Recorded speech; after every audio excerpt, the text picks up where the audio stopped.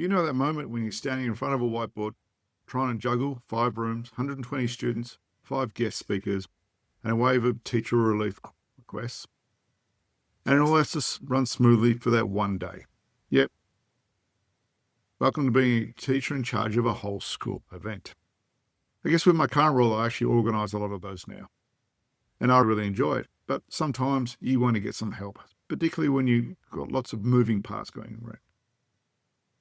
But this is exactly where I was earlier this year when I was planning a STEM careers incursion. And honestly, I could feel my brain melting just a little bit, but instead of drowning logistics, I thought I'm going to open up ChatGPT and said just 7 little words. Let's think this through step by step. And everything changed. I'd like to welcome you back. Hi, I'm Kane, the host of Teachers AI Cafe, where you can come drink your cup of coffee and pick up hints and strategies you can use straight away in your classroom with AI to improve your work practice and hopefully your work-life balance. I really got to work on an intro. But before we dive into today's prompting technique, here's a quick update from the world of AI in education. And like I said, I'm going to start adding these in because I think it's important what's happening in the world. So this is, where are we now? 6th of August today, when this is getting recorded. And this came out in late July 2025, and I'm sure you've heard of it. And I'm setting up an episode once I've had a good play with it. So OpenAI has introduced a thing called study mode, available to its users on the Free Plus Pro team and education tiers. So rather than dispensing direct answers, which we do at the moment within our AI platform, this feature allows a Socratic style tutor model that prompts students with questions and guides, reasoning step by step. A good topic for today. This shift aims to foster deeper learning and academic independence. Early reviews from Tech Radar, where I've got this article, Wide and Business Insider praises its adaptability and encouragement potential, while noting concerns about students circumventing the mode, which I'm sure they can do. Students can get around anything. But I think it's really important. This is the evolving nature of AI within the education system.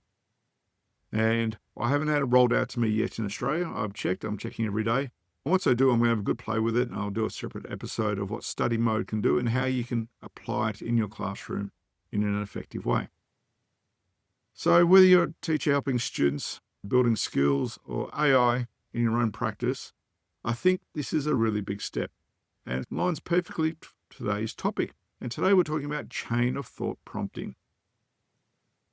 Let's unpack this. Chain of thought prompting is a strategy where you guide ChatGPT to walk through a problem step by step, just like you would with a student in your classroom. And that's where our skill of teachers comes in. We can break down complex ideas into smaller chunks and then step students through it so they can build those foundational skills to improve. But instead of getting the answer straight away, as most students like to jump to, or ourselves as adults, we can get into thinking behind it, the reasoning, logic, and the alternatives. So here's a simple analogy I like to use. It's like AI is to show it's working in a maths problem. If you're not interested in just the answer, you want to know how it got there. It gives you more control, better insight, and ultimately more trust and understanding what the outcome was. Some initial phrases you can use to actually get this started in your AI is, let's think this through step by step. Nice and simple. What's the first step in solving this? Explain your thinking as you go. The more you use this type of terminology, the more AI becomes more like your thinking partner, rather than a fast answer machine or quick response as how we traditionally use it. And I see lots of those TikToks around saying, are you just putting prompts in there and getting an answer? This is part of getting a deeper understanding or a deeper meaning or benefit from what you're doing with AI. So let's get back to my STEM excursion day. And like I said, this is a bit of a challenge. And if you work within schools, there's lots of things happening at the same time. So essentially, this was 2 different year levels. There was about 120 students involved across our 2 year levels. And I had 5 classrooms, 5 presenters coming in, 5 sessions to run across the day. So 5 different sessions running concurrently with each other. Students rotating between the rooms. I need teachers to supervise the students to move with them. the same time, I need to organise relief teachers to cover the teachers that have been taken out and put into the supervising the students. I also need to move students who are in those classrooms we're using into different classrooms somewhere else in the school. Does this sound familiar when you're organising a big project? So how would I use chain of thought prompting to get this done on AI from start to finish? We're going to step through the whole process. Now, I think what I'm going to do once I get this up, I'm going to put a link in the show notes where you'll be able to download these notes as an example model to work your way through yourself. I think I might put in the Facebook group. So I'll put the link to the Facebook in there. You can go access the document there and also join the group and ask lots of questions. Let's start with prompt 1. Let's set the scene. I'm planning a whole day STEM career incursion at a high school. There are 120 students across 2 year groups. I have 5 classrooms and 5 sessions. Students rotate through each session. Each session is 45 minutes. I need to help planning rotation, supervision, and class cover. Let's think step by step on how I should design the day.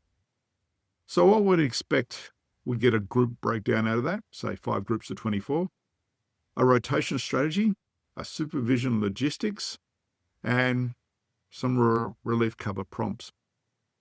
So let's start looking at the student rotation. Now let's think step by step on how to divide 120 students into groups and rotate them through the 5 classrooms without overlap. So AI would probably generate something along a couple of different group rotations. So group A is room 1, 2, 3, 4, 5. Group B is room 2, 3, 4, 5, 1. So we get this for the 5 different groups, and probably get suggestions around color coding or cards to produce that. The next prompt would be supervision and staffing. Now let's think step by step through staffing. Each room needs a teacher to supervise. Also need to identify regular classes those teachers are missing and who needs relief. Now I'll add additional information. I might put a teaching matrix up on as part of it. So I have all the teachers, all their different timetables, so I can identify the teachers with the least amount of load during that day, or also teachers that teach the particular year groups on that day. So basically, if all those year students are in the incursion, we don't need their classes, we don't need to cover them. So I would actually add those details on there as well. So we'll end up with an output, 5 staff assigned to rooms, relief schedules, and then also highlighting things like dot or internal cover where possible, as well as the duty of care of coverage being flagged. And that could be things like duties. We also need to give a dot in there. So I need to bring an extra staff member in for one session because that teacher would have we don't want them to supervise 5 sessions all day. We want to have a break as well for themselves.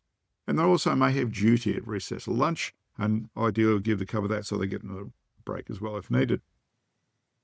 So prompt 4, timetable for the day.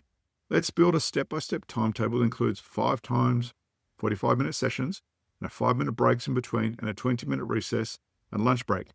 And what I also did at the time is I actually was a bit more specific and said, these are our lunch breaks, this is our timetable, and this is what we're actually going to follow.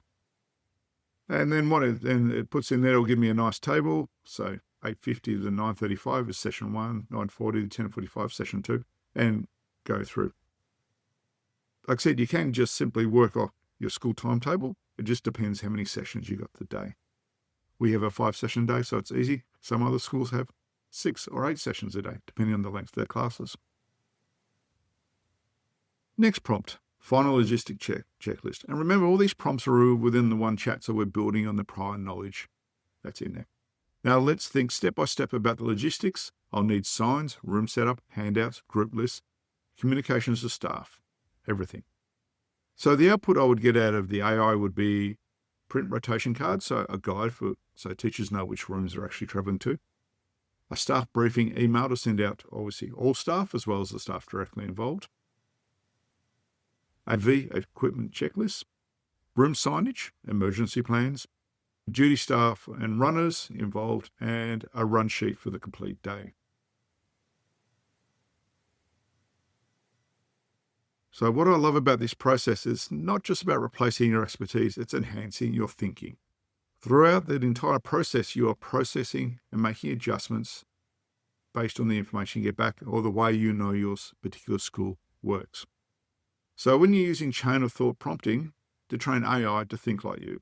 Obviously, it teaches you to be logical, and it helps you also break down the steps that you may gloss over when you're doing it automatically. It forces you to ask what is next in the process. When you're using the chain of thought prompting to train AI to actually think like you, it actually changes the way you interact, the way you think or step through a problem, or reinforces the way you normally do it in a non-AI version. The things that it goes through, it teaches you to be logical, to ask what's next, and break down complexity into action into smaller steps. So whether you're doing an incursion day in my example, a sports carnival, another really good example to test it out on, year 10 or upper school block exams, you can use this prompt style to actually step yourself through any large project or activity that you're actually going to run. But as I said, I'm going to create a cheat sheet. I'm going to put it in the Facebook group. I'll put a link to the Facebook group on there. And while you're in there, certainly ask questions, put those suggestions in there. That might be more inviting. And then you can also chat to other teachers interested in AI in their classrooms as well. Or if you want, you can email me directly and ask for a copy. So next week, I'm hoping to do an episode on study mode. I should have full access to it. I've written my draft based on what I've found online. Hope you found this episode today useful. It's effective. It's something you can use straight away. Keep up the good work.